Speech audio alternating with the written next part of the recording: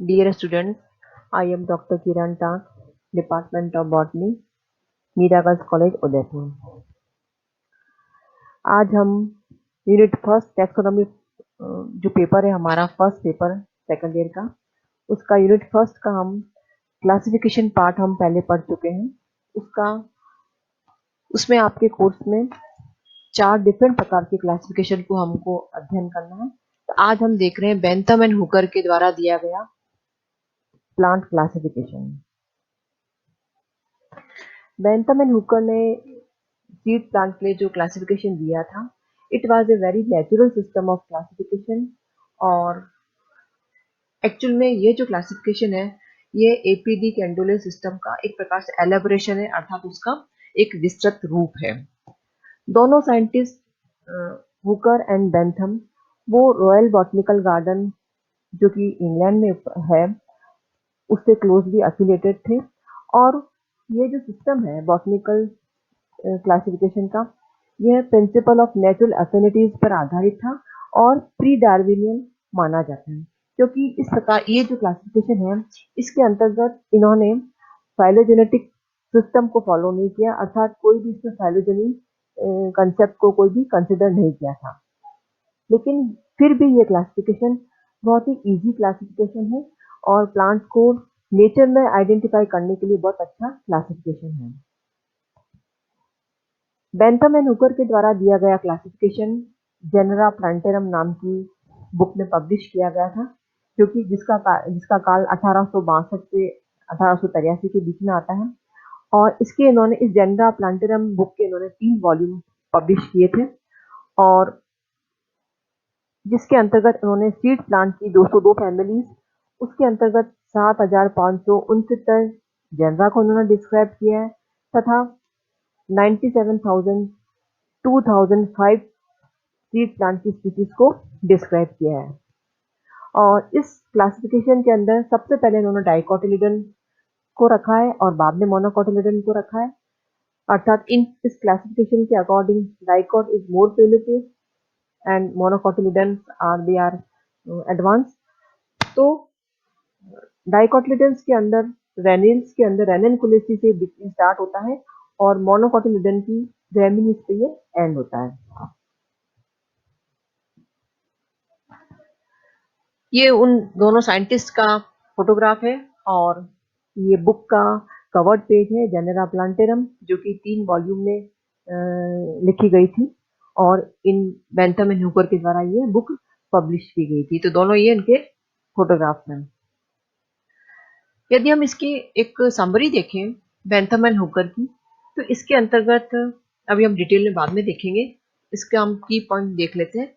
इसमें उन्होंने seed plant को 3 ग्रुप में डिवाइड किया, डाइकोटिलिडन्स, जिम्नोस्पर्मी बीच में रखा उसको, और मोनोकोटिलिडन्स को। डाइकोटिलिडन्स के अंदर उन्होंने इसको 3 सब क्लास में डिवाइड किया, पॉलीपेटली, गेमोपेटली एंड मोनोक्लामाइडी। पॉलीपेटली के अंदर 84 फैमिलीज हैं, गेमोपेटली के अंदर 45 फैमिलीज हैं एंड मोनोक्लामाइडी के अंदर उन्होंने 36 फैमिली को रखा। जिम्नोस्पर्मी के अंदर 3 ही फैमिली रखी थी, जो कि जिसको हम डिस्कस नहीं करेंगे बाद में, लेकिन मैं नाम बता देती हूँ। जो इन्होंने 3 फैमिली रखी थी वो थी ग्नीटेसी, साइकेडेसी एंड कॉनिफेरी, इसका हम ज्यादा जिक्र नहीं करेंगे। और मोनोकोटिलिडन्स में 34 फैमिली इन्होंने डिस्क्राइब की है।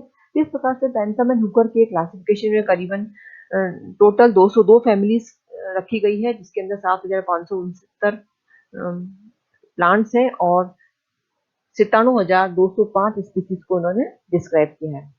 अब हम इसकी आउटलाइन देख रहे हैं, इसको बाद में, ये तो खाली हमने एक प्लेन पिक्चर लिया है इसका। इसमें बता दें कि ये जो क्लासिफिकेशन 1865 से 1883 के बीच में दिया गया है, और ये जो क्लासिफिकेशन है खास करके स्पर्मेटोफाइटा अर्थात सीड प्लांट्स अर्थात फेलोब्यूम्स के लिए ही दिया गया है। इन्होंने 3 क्लासेस बताई इसके अंदर, डाइकोट, जिम्नोस्पर्मी, मोनोकोटिलिडन्स। डाइकोट को फर्दर डिवाइड किया, पॉलीपेटली, गेमोपेटली, मोनोक्लामाइडी। इन सबको फिर फर्दर उन्होंने सीरीज में डिवाइड किया और हर एक सीरीज में ऑर्डर है, ऑर्डर के अंदर से फैमिलीज इन्होंने डिस्क्राइब की है।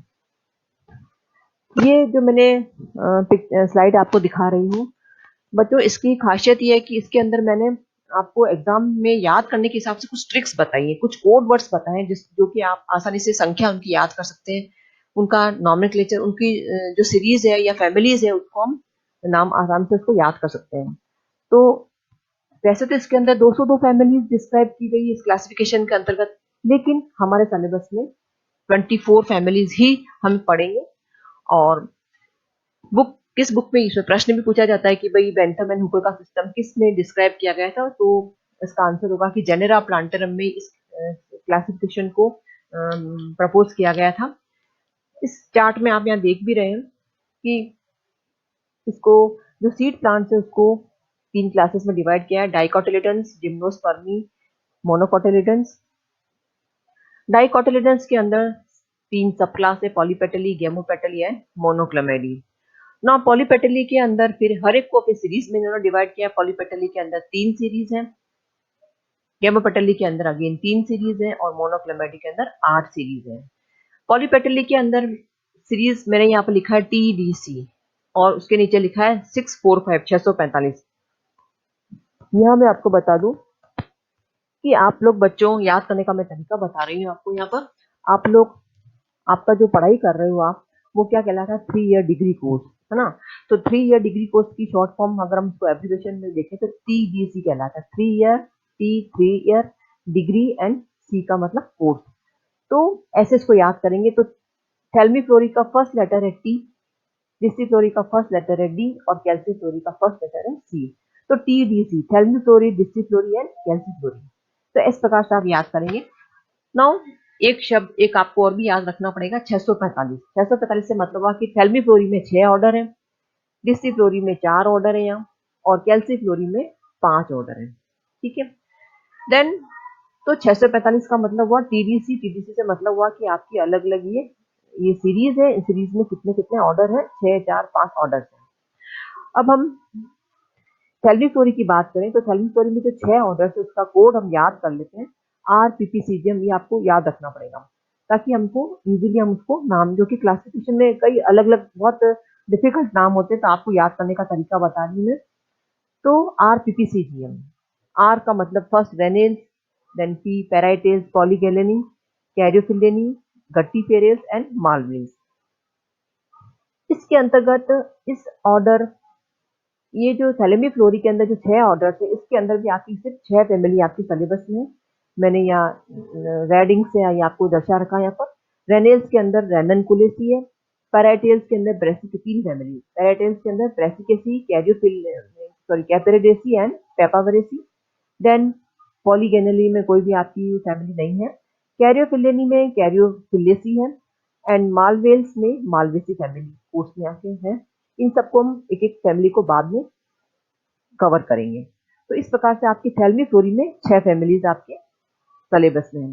देन डिसिप्लिनरी में सिर्फ एक ही आपकी फैमिली है जो कि जेरेनियल से बिलोंग करती है, दैट इज रूटेसी। और यदि इसका कोड वर्ड देखें इसके डिफरेंट ऑर्डर्स का, तो GOCS, जेरेनियल, ओलिकेल्स, सेलिस्ट्रेल्स एंड सेपेंडिल्स। देन आता है कैल्सीफ्लोरी। कैल्सीफ्लोरी के अंदर अगेन इसमें 5 ऑर्डर्स लिख रहे हैं आपको, यहाँ सी के अंदर 5 ऑर्डर लिख रखा है। इसमें टोटल 5 फैमिली आपके सिलेबस में है। रोजेल्स से 2 family, rosaceae and leguminosae. Then myrtales के अंदर एक ही फैमिली है, मिर्टेसी। पैसिफ्लोरेल्स के अंदर एक फैमिली है जिसको हम कुकरबिटेसी नाम है इसका। और अम्बिलेंस में एपीएसी इसकी, या अम्बेलिफेरी जो पुराना नाम है, वो इसमें आती है। तो इस प्रकार से कैल्सीफ्लोरी में आपके RMPFU इसका कोड बना रखा है और इसमें टोटल 5 फैमिलीज आपको डिटेल में पढ़नी है। देन इनफेरी, इनफेरी के अंदर अगेन इसमें 3 ऑर्डर है। इन ऑर्डर्स में से रूबियल्स में रूबियसी आपके सिलेबस में है, एस्ट्रेल्स में एस्ट्रेसी पढ़नी है आपको, तो इसका कोड वर्ड हो जाएगा RAC, रूबियल्स, एस्ट्रेल्स एंड कैंपेनिन। देन ऑर्डर है हेट्रोमेरी के अंदर 3 ऑर्डर है। इसमें खाली प्राइमुलेस ऑर्डर आपके सिलेबस का, जिसमें कि प्राइमुलेसी फैमिली आपके कोर्स में, तो ये एक फैमिली इसके अंदर है। और इंफेरी के अंदर आपको 2 फैमिली का अध्ययन करना है। बाई कार्पेलिटी, जिसके अंदर 2 कार्पल्स होती हैं। और इसके अंतर्गत जो ये ऑर्डर्स आपको दिखाई दे रहे हैं, 4 ऑर्डर है इसके अंदर। जेनिथियनियल्स के अंदर एपोसाइनेसी और एस्क्लेरोडेसी कवर करेंगे हम। पॉलीमोनियल्स के अंदर सोलेनेसी एंड कन्वोल्वुलेसी है। पर्सोनियल्स के अंदर एक्टिनफेसी एंड स्क्रोफुलरेसी है। और लेमियल्स के अंदर एक फैमिली लिएमेसी है, तुलसी कुल जिसको कहते हैं। फिर आता है मोनोक्लोमेडी। मोनोक्लोमेडी के अंदर वैसे तो 8 सीरीज है, लेकिन आपको खाली एक ही फैमिली पढ़नी है जो कि यूनिसेक्सुअल सीरीज के अंतर्गत आती है, यूफोरबिएसी। इसको हम बाद में डिस्कस करेंगे। फिर मोनोकोटिलिडन्स के अंदर आपके इसमें 7 सीरीज हैं, लेकिन आपकी लास्ट जो एडवांस सीरीज है ग्लूमेसी, उसके अंतर्गत एक फैमिली पोएसी, उसका हम अध्ययन करेंगे। तो इस प्रकार से कुल मिला के आपके टोटल जो है आपके 24 फैमिली कोर्स में है। और ये कोड वर्ड पीबीसी और आईएसबी आप याद रखेंगे। डाइकॉट्स और मोनोकॉट्स में कई बार प्रश्न पूछा जाता है कि डिफरेंस क्या है इसके अंदर। तो जो मुख्य डिफरेंस है इसके अंदर, क्योंकि ये जो क्लासिफिकेशन है इसमें एक प्रकार का नेचुरल क्लासिफिकेशन है। तो डाइकॉट और मोनोकॉट में क्या डिफरेंस है, मुख्य जैसे कि आप सब जानते ही होंगे, लेकिन मैं इसमें रिपीट कर देती हूँ कि डाइकॉट से मतलब डाई का मतलब दो, कॉटिलिडन्स का मतलब कॉटिलिडन्स, मतलब इसके बीच बचे। तो डाइकॉटिलिडन्स में वो प्लांट रखे गए हैं जिसके कि एम्ब्रियो में 2 कॉटिलिडन्स होते हैं, और मोनोकोटिलिडन्स के अंदर एम्ब्रियो में एक ही कॉटिलिडन होता है। और भी इसमें डिफरेंशिएटिंग कैरेक्टर्स हैं, जैसे कि डाइकोटिलिडन्स में 2 कॉटिलिडन हो गया। उसके बाद में डाइकोट में रेटिकुलर वेनेशन पाया जाता है, लेकिन मोनोकोट के अंदर पैरेलल वेनेशन पाया जाता है। देन डाइकोट के अंदर टेप रूट मिलेगी, मोनोकोट के अंदर फाइब्रस रूट या एडवेंटिशियस रूट्स पाई जाती है। फिर डाइकोट्स के अंदर जो फ्लावर है उसके पार्ट की जो संख्या है वो या तो टेट्रामेरस होती है या पेंटामेरस होती है, मतलब फ्लावर इज टेट्रामेरस और पेंटामेरस। इसमें फ्लावर इज ऑलवेज ट्राइमेरस होता है।